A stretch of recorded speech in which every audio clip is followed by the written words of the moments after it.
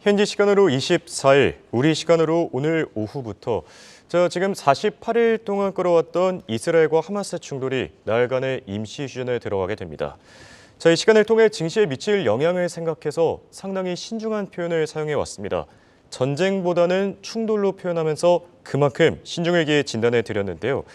다만 아쉬운 부분이 하나 있다면 시장을 안정시켜야 되는 이 증권사들의 예상이 대부분 빗나가서 오늘은 공매도 금지이어서 다시 한번 도마 위에 오르고 있습니다. 오늘은 이 문제들을 주제로 얘기 나눠보겠습니다. 도움 말씀에 한국경제신문의 한상준 논설위원 나와 계십니다. 안녕하십니까? 네, 안녕하십니까? 네, 지금 상황이 굉장히 긴박하게 돌아가고 있는데요. 이스라엘과 하마스 분쟁, 그동안 이 시간을 생각해 보면은 참 어렵고 힘들었던 것 같습니다. 네, 지금 굉장히 급한 얘기들이 나오죠. 예. 임시휴전이 결국은 이제 성사가 됐어요. 예. 그래서 미국 증시 관련된 땡스기빙이라 사실 증시에서 김이 빠지는 그리고 아까 마이크로소프트라든가 이런 거 알려서 이렇게 홍콩 현지 연결하는 과정에서 예. 사실 시청자분이 경우에 따라서는 루저게 되는 이런 측면이 있습니다는 지금 국제 정세 입장에서는 굉장히 긴박하게 돌아간다. 그리고 국내 증시 입장에서는 굉장히 호재가 될 수 있는 가능성이 있지 않냐 생각합니다. 예.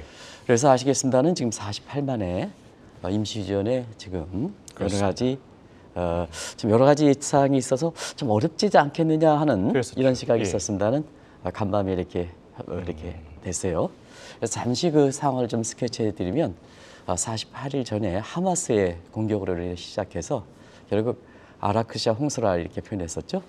그리고 이제 확장 문제에 있어서는 헤즈볼라, 북부의 헤즈볼라만 가담하고 예. 나머지는 가담하지 않는 모습이 이제 48일까지 전개됐는데요. 근데 이스라엘은 굉장히 강압적이었었죠. 그래서 73년 4차 중동 이후에 아주 팔레스타인 존재 자체를 이렇게 무너뜨리겠다 하는 측면에서 예. 이 팔레스타인 자체를 인정하지 않으면 1990년대 초반에 했던 오슬로 협정, 이 이스라엘의 두 개 국가를 인정하는 오슬로 협정이 그렇죠. 파견된다는 측면에서 중동 정세라든가 이런 게 굉장히 큰 이렇게 영향이 미칠 수 있는 변수였었거든요.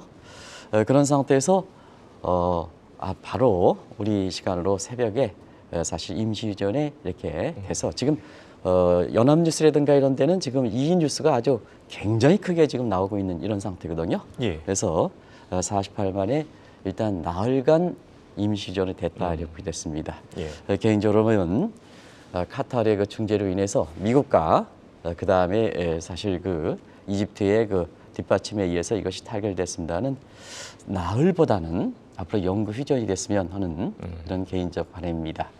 민간인들이 워낙 많이 죽고 그것도 어린이라든가 그 다음에 사실 그 여성 이렇게 해서 전쟁에 있어서는 상당히 굉장히 좀 취약계층 계층들이 많이 그 사망을 했기 때문에 예. 이번을 계기로 해서 좀 영구 휴전이 됐으면 또 오슬로 협정이 다시 좀 부활됐으면 하는 바람입니다. 네, 알겠습니다.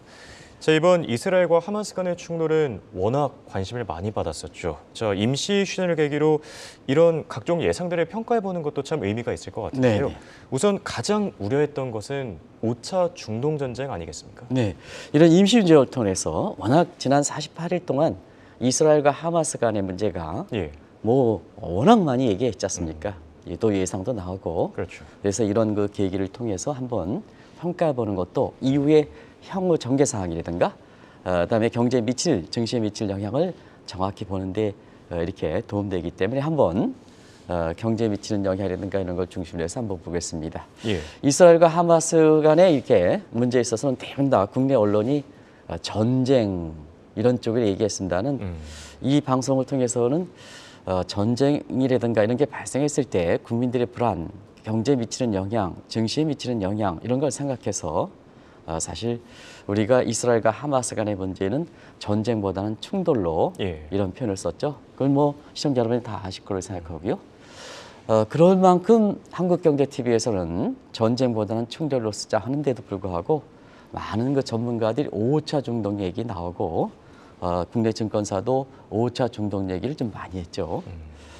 근데 그때 5차 중동 얘기 나왔을 때 지금은 그 이스라엘 중동 지역의 사태를 볼 때는 예. 5차 중동 가능성이 적습니다. 거의 가능성이 없습니다. 그랬었죠. 그때 자막이 그렇게 나왔습니다. 그대로 자막을 가져왔습니다. 예. 50년 전과 달리 지금은 팔레스타인을 옹호하는 국가들이 없다라는 것을 말씀드리고, 그 다음에 이집트의 역할이 굉장히 중요한데 예. 이집트와 팔레스타인 간의 관계는 지금 소문에 있다. 그리고 사우디는 사실 비전 2030에 치중돼 있기 때문에 예. 지금 전쟁에 가담할 그런 상황이 아니다 그렇죠. 하는 말씀을 드렸었고, 그 다음에 가장 중요한 이란도 지금 미국과의 관계라든가 이런 측면에서 생각할 때는 말은 할 수 있지만 실제 참전에 있어서는 굉장히 신중을 기하지 않겠나 이렇게 말씀을 드렸습니다. 예. 그리고 중동 이해 국가도 한번 보겠습니다.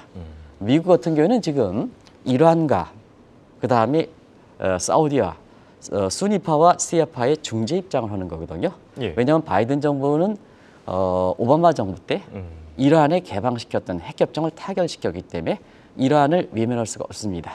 그리고 이스라엘과 사우디와 이런 미국과의 관계에서 수니파 복원에 나섰기 때문에 사실 수니파의 맹주인 사우디와 시아파의 맹주인 이란 간의 줄태기 균형 위기를 했었던 상황이거든요. 또 지난 48일간 그게 보여줬고요. 예. 그리고 중국은 1대1로 계획, 미국과의 관계 이런 걸 생각해서 무간섭 원칙을 취했었죠. 예. 이 문제도 이제 초반에 말씀드렸고요. 그다음에 가장 이 문제에 대해서 이스라엘과 하마스 충돌에서 전향적 입장을 보였었던 푸틴 같은 경우에는 사실 당신의 어려운 점을 대외적으로 돌파하고 하는 측면에서 이 문제를 많이 거론되고 강하게 얘기했습니다는 우크라이나의 전쟁에 지금 1년 거의 2년째 가까워지는 이런 상황에서 국력 싸우기 때문에 가장 강하게 얘기했지만 실제로 참전이라든가 이런 게 할 여력이 없었거든요. 결과적으로 보면 많은 사람이 거론했던 5차 중동 얘기는 예.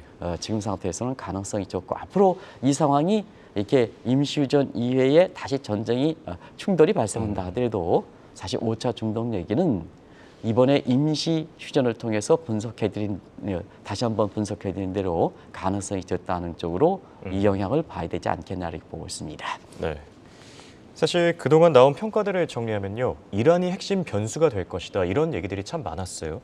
그런데 이란이 이번 분쟁과 관련해 정부 차원에서 참여하지 않더라도 사실 이란이 참가할 수 있는 길은 얼마든지 있지 않습니까? 네, 바로 이란의 혁명대 때문에 그렇죠. 예. 브락시조직 혁명대가 이 이란이 혁명대가 사실 시아파의 맹주 입장에서는 국가 차원에서 이란이지만 중동의 헤게모니를 브락시조직에서 이란 혁명대가 사실 그 헤게모니를 꿈꿨던 거거든요. 예. 그래서 정부 차원에서 이란이 가담하지 않다 하더라도 브락시 조절을 통해서 이렇게 이스라엘과 하마스 간의 충돌이 되면 중동 정세가 상당히 어려운 측면이 있지 않습니까? 그렇죠. 그래서 이 브락시 조절의 연계 가능성에 대해서도 한번 말씀을 드렸는데요.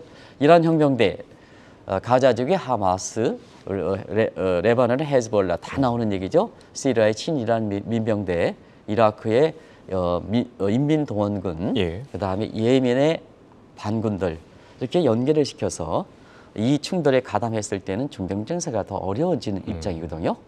그리고 이란의 라이시 정부도 사실 국가 차원의 간섭이 된다 하더라도 간섭이 안 한다 하더라도 혁명계 입장에서 저렇게 연계하면 무시할 수 있는 상황은 아니거든요. 예. 근데 이 문제에 대해서는 사실 미국의 역할이 컸다 이렇게 보게 됐습니다.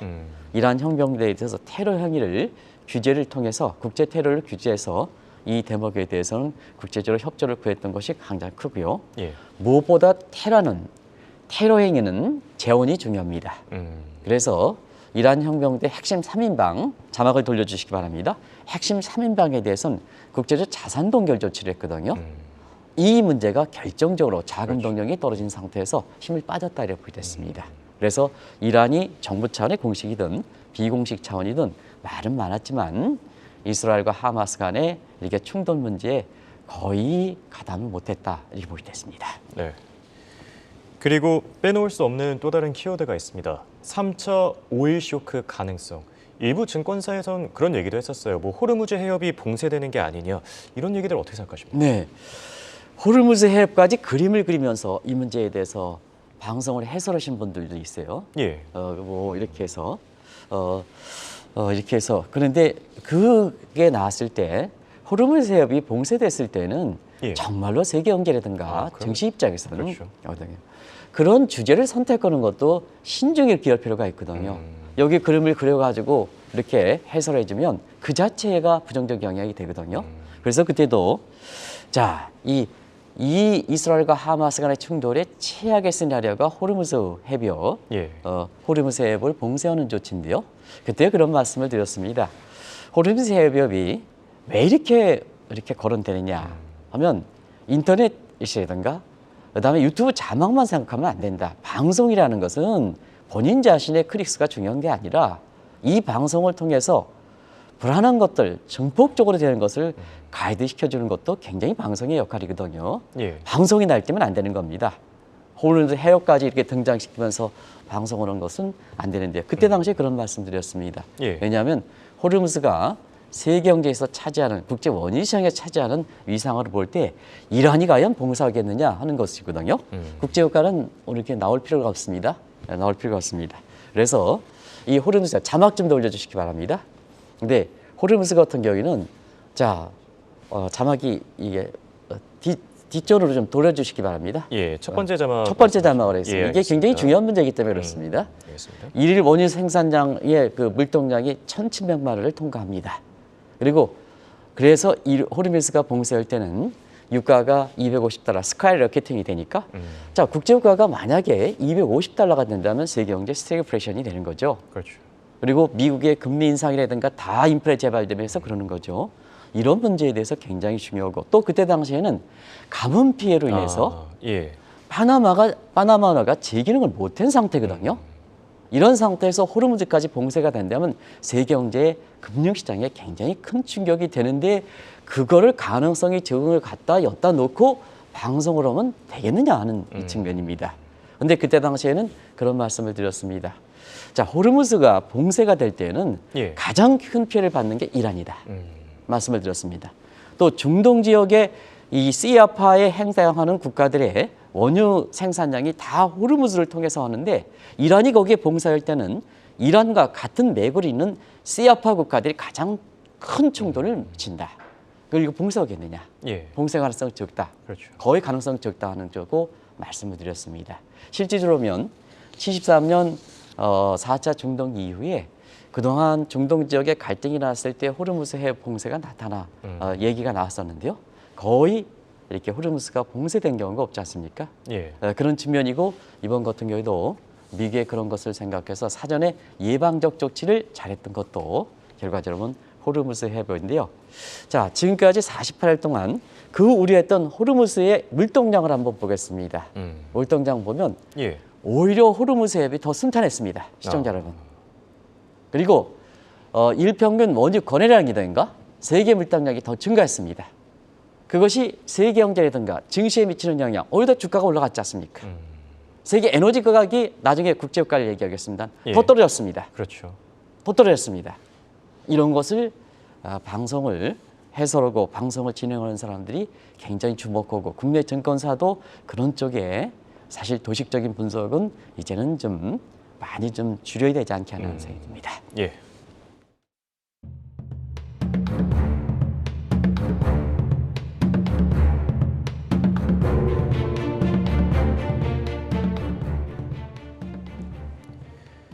자, 호르무즈 해협 봉쇄와 같은 맥락에서 국제유가가 폭등할 것이다. 이런 시각들도 참 많았습니다.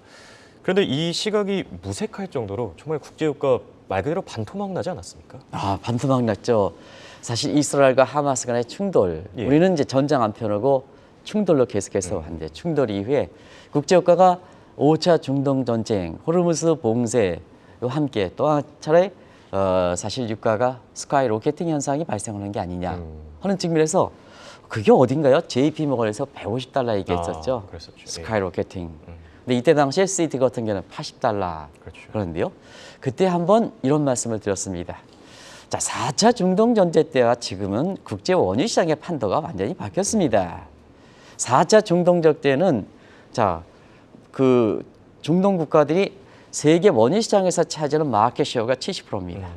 미국이 매장량이든가 이런 것이 세계가 가장 많은데도 불구하고 예. 그때 당시에는 가성비가 좋은 쪽으로 오펙 국가들이 키울 때 자, 가성비가 좋은 것을 캐낼 때 미국이 원유 시장에 참여하면 미국 경쟁력이 뒤져지는 거죠. 예. 그런 상태에서 중동을 활용했던 측면이죠. 그래서 중동이 그때 당시에는 마켓 셰어가 세계에서 70% 되다 보니까 4차 중동 전쟁이 이르면 세계 경제 스태그플레이션 될 만큼 스카이로켓팅 현상이 발생했죠. 근데 지금은 어떠냐? 50년이 지났습니다. 사우디라든가 이런 거는 가성비가 좋은 것을 전부 캐냈으니까 지금은 가성비가 나쁜 쪽에 뭐 심해유자라든가 이런 게 캐 수밖에 없죠. 이런 상태에서 자, 그러다 보니까 미국 입장에서는 그동안 비축했던 캐내지 않았던 알래스카 유동 그다음에 사실 그 대륙붕이 지금 캐면 세계 원유 시장을 판도를 다 지배할 수가 있지 않습니까? 미국의 예. 전략이거든요. 그래서 50년여가 지난 상태에선 세계 제1의 생산량 매장량이 있는 게 미국이다. 그래서 3대 유종 중에 서부 텍사스 중진료가 가장 낮은 가격을 형성하는 것도 바로 그런 측면이다. 그리고 2016년 이후에 셀가스를 통해서 진흙을 통해서 사실 CO2 가스 이외에 나머지 대체 에너지도 미국이 많이 이렇게 만들어 놓은 상태다. 그렇죠. 그리고 자 50년 전엔 중국이 막 태어난 상태에서 경제가 이렇게 돼서 제조업이 이렇게 부각되는 상태에서 원유 수요가 됐습니다는 지금은 뭐냐? 지금은 중국이 경기가 어렵지 않느냐? 중동산의 세계 최대 원유 수요국인 중국이 경기 어렵기 때문에 사실 뭐냐? 이렇게 국제유가가 스카이로켓팅 현상은 발생하지 않을 것이다. 예. 그리고 이스라엘과 하마스 국가는 이스라엘과 하마스라는 전쟁 충돌의 당사자는 예. 국제 원유의 생산국이 아니라는 얘기입니다. 생산국일 때는 그나마 충돌에 있을 때는 국제유가에 영향을 미치겠습니다는 이스라엘과 하마스는 원유 생산국이 아니고 수요국이지 않습니까? 수요국이지 않습니까? 이러한 네 가지 가능성을 들어서 시청자 여러분한테 국제유가가 JP모건이 150달러, 국내 증권사가 100달러 이상 다 보는 시각에 대해서는 사실은 시티뱅크 것처럼 80달러 이런 가능성이 염두에 뒀는데요. 지금 국제유가 어떻습니까? 서부 텍사스 중가 10달러 초반대죠. 예. 그래서 예측에 비해서는 절반 수준입니다. 76달러고 대부분 두바디도 80달러 내외입니다. 예. 그런 과정에서 국제유가가 스카이로켓팅 현상이 발생하지 않았다 이렇게 보게 됐습니다. 네. 저 지금 이 중동 전쟁, 오일 쇼크, 다양한 리스크들에 대해 얘기를 하고 있는데요. 스태그플레이션 리스크도 빼놓을 수 없죠. 네, 당시에 IMF가 또 이 얘기를 해서 그렇죠. 이스라엘과 하마스 충돌 이후에 스태그플레이션 얘기가 또 많이 나왔었죠. 국내 증권사도 그걸 받아들이고. 예. 그래서 IMF의 그때 당시에 국제유가가 하마스와 이스라엘 간의 충돌로 인해서 국제유가가 앞으로 10%만 올라갈 때에는 세계 경제에 미치는 영향 어떻게 되느냐. 세계 물가가 0.4%로 올라갈 것이다. 굉장히 큰 충격이었었죠. 예. 그다음에 세계 경제 성장률이 0.25% 떨어질 것이다. 그러면 세계 경제 성장률 떨어지는 스태그네이션에 물가가 올라가니까 인플레이션이죠. 그래서 스태그플레이션이 나왔던 거죠. 근데 사실 이 대목이 굉장히 중요한 것은 페드가 뭐냐?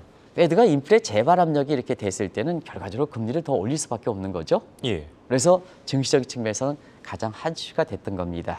그런데 유가가 이렇게 안정되다 보니까 결과적으로는 10월 이후서부터 사실 그 스태그플레이션 우려가 굉장히 줄어들면서 결국 인플레 재발 우려가 해소가 되니까 뭐 시청자 여러분 아시겠습니다는 결국 피벗의 얘기가 탁 나오니까 주가 많이 올라갔죠. 그렇죠. 특히 11월 들어서 주가 많이 올라갔죠. 우리는 지금 측면에 이스라엘과 하마스 간의 충돌로 생각한다면 지금 뭐냐 내년에 금리 인하가 얘기가 나오겠습니까? 예. 이스라엘과 하마스 간에 이렇게 충돌 문제에서 유가가 많이 떨어지고 인플레 재발 우려가 이렇게 되고 10월이어서 각종 소비자 물가라든가 이런 게 굉장히 떨어지다 보니까 결과적으로 보면 증시가 마치 증시 입장에서는 지금 이스라엘과 하마스 간의 이렇게 충돌 문제에 대해서는 거의 이렇게 사실 그 잊어버린 이랬던 상황이죠. 증시 예. 모습을 본다면 그런 상황이 연출되는 거다 하는 걸 말씀드리겠습니다. 네, 알겠습니다. 자, 그리고 이 충돌과는 별개로 증시적인 측면에서는요, 좀 청량제 역할을 했다. 그만큼 증시가 많이 올랐다는 얘기인데 어떻게 생각하시죠? 네, 이 대목도 지금 임시 휴전이 되는 이제 우리 시간은 오후 2시입니다. 예. 현지 시간은 오전 7시도 오후 2시인데요. 그래서 국내 증시 입장에서는 굉장히 이렇게 그 좋은 쪽으로 이거 재료를 베끼지 않겠나 하는 이런 생각이 드는데요. 시청자들의 양해를 구하고 이 대목에서는 처음에 방송할 때도 그런 쪽에 말씀을 드렸습니다. 예. 우리가 전쟁이 반드시 증시의 악재가 되는 것은 아니다. 우리가 2022년 2월 달에 발생했던 예. 우크라이나와 러시아 정제도 그때 당시에도 굉장히 우려했습니다. 근데 파월이 전쟁에 의해서 여러 가지 인플레가 되니까 파월 자체 입장에서는 주식 투자 입장에서는 가장 이렇게 금리 인상 부분에 대해서 누그러뜨리는 해소하는 분위기가 됐지 않습니까? 그렇죠. 자, 우크라이나 러시아 전쟁에서 국내 증권사의 패배들이 굉장히 어려워. 금리는 인상해. 그러다 보니까 금리는 인상한다면 페드 입장에서는 그걸 완충시켜주는 것이 사실은 정치적 측면이라든가 이런 예. 쪽을 보셔야죠. 그런 측면에서 그때 당시에 파월 의장이 0.5%의 빅스텝 금리 인상 부분에 대해서 0.25%를 가져갔죠. 작년 3월에. 이런 것이 결과적으로 보면 사실 우크라이나 러시아 전쟁에도 불구하고 주가가 오르는 배경이다. 이렇게 보시면 됐습니다. 이번에도 이스라엘과 하마스 충돌에 대해서는 크게 세 가지가 됐었죠. 이스라엘과 하마스 간의 갈등 충돌의 문제에 대해서는 자, 페드레라든가 파월이 어떠한 평가를 했을까? 그렇죠. 이 대목을 한번 주목하실 필요가 있다는 걸 말씀드리고 인플레 재발에 대해서는 얼만큼 심각하게 보는가. 그리고 이 전쟁이라든가 충돌 문제이기 때문에 미 바이든 정부거든요. 예. 그런 측면에서는 사실 중앙의 입장에서는 자, 국가보다 가장 통치행위에 해당되는 충돌과 전쟁의 문제에 대해서는 파월 입장도 통치행위에 바이든 정부에 협조하는 문제가 있어야 되거든요. 그러다 보니까 페드의 독립성과 이렇게 독립성 부분은 어떻게 지킬까? 이 세 가지 대목이거든요. 예. 그런데 지금까지 그 나오는 보면 국제유가 이렇게 안정되는 관계로 해서 결과적으로 피번 얘기하니까 증시에 대단히 민간인이라든가 이런 거 피해를 미친 이런 측면에서는 시청자들의 양해를 구하고 말씀드리겠습니다는 사실 증시적 입장에서는 청량제 역할을 작년에도 그랬고 이번에도 그렇고 증시 참여하는 사람들 같은 경우에는 이스라엘과 하마스 간의 충돌 문제가 완전히 뭐 다른 게 될 만큼 주가가 오르는 현상이 발생하고 있다 이렇게 볼 때 있습니다. 네. 이 대목에 있어서는 다시 한번 이렇게 여성이라든가 전쟁의 약자, 충돌의 약자에 대해서 어린애든가 어린애들이 이제 주거하는 문제에 대해서는 굉장히 증시적 측면에서만 해설을 해서 이렇게 경우에 따라서는 그런 것을 이렇게 도외시하는 것이 아니냐 하는데요. 다시 한번 이 대목에서 시청자 여러분의 양해를 구하겠습니다. 예, 알겠습니다. 자, 결론을 맺어보겠습니다. 이번 사태를 계기로 팔레스타인이 갈라포가스 함정에 빠지면서 앞으로 이스라엘에 병합되는 게 아니냐 이런 시각들도 나오고 있거든요. 이번에 하마스의 이스라엘의 이렇게 그 기습 공격은 48일 전에 예. 굉장히 지도자리 자 하마스에 속해 있는 이거 국민이라고 볼기 어렵습니다. 팔레스타인 사람으로부터 본인이 더 해당하는 이런 사태가 발생했다 이렇게 보게 됐습니다. 예. 결과적으로 보면 하마스의 지도부라든가 이런 측면에서는 팔레스타인 국민들의 팔레스타인인들이 굉장히 피해를 많이 받는 상태에서 이해하지 못한 이스라엘과 충돌을 발생시켰다는 측면에서 굉장히 지도가 떨어진 상황이거든요. 예. 그런즉 오히려 이번에 그 하마스 간의 충돌로 인해서 이스라엘의 내부적인 문제를 돌파구를 찾았던 네타야후 같은 경우는 이번에 확실하게 잡는 관계에서 사실 이스라엘 국민들 같은 경우는 다시 한번 결속시키는 이런 배경이 됐다 이렇게 볼 때 있습니다. 어떤 전쟁이라든가 충돌에 의해서 개인적 야망을 위해서 하면 사실 굉장히 푸틴이 보여주는 것처럼 굉장히 자국 국민이라든가 자기의 친족세로부터 벗어나는 이런 모습을 발생했다 이렇게 볼 때 있습니다.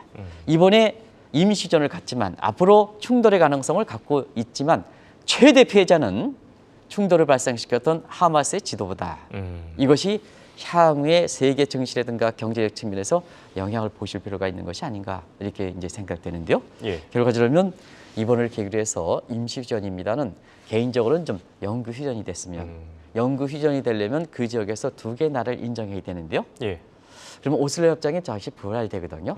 그러면 오슬로 불활될 때 많은 희생을 치렀던 이스라엘의 네타냐후가 이걸 어떻게 받아들일 것이냐 그렇죠. 하는 측면에서 자 네타냐후의 개인 문제에서는 어느 정도 정리가 됐으니까 국제적으로 보면 이 이스라엘이나 네타냐후 총리에 대해서 어떤 쪽의 우호적 관계를 형성시킬까.